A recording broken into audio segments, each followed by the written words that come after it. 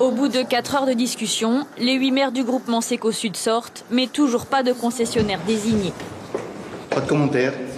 Officiellement, les échanges se poursuivent ce soir.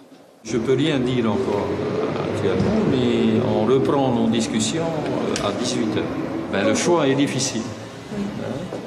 Et le choix c'est un intérêt primordial pour Seco Sud, pour les communes du Sud, et c'est vrai qu'on prend notre temps, comme il faut. Dans ce syndicat intercommunal pour l'électrification des communes du sud de Tahiti, 8 maires titulaires siègent. Ils doivent choisir entre 2 candidats. EDT NJ en situation de monopole et Tevaru Anui, nouvelle société créée par des investisseurs locaux, dont un ancien cadre d'EDT. En jeu, le transport et la fourniture en électricité des 12 000 administrés du sud de Tahiti pour les 17 prochaines années. Selon nos informations, à cette heure, 5 maires pencheraient en faveur de Tevaru Anui, 3 maires plaideraient pour EDT. J'ai rendez-vous.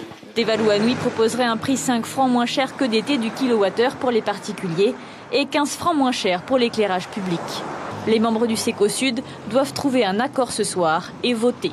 C'est la première fois qu'une concession est ainsi renouvelée, mais en 2020, d'autres communes suivront, telles Morea ou encore Reiatea.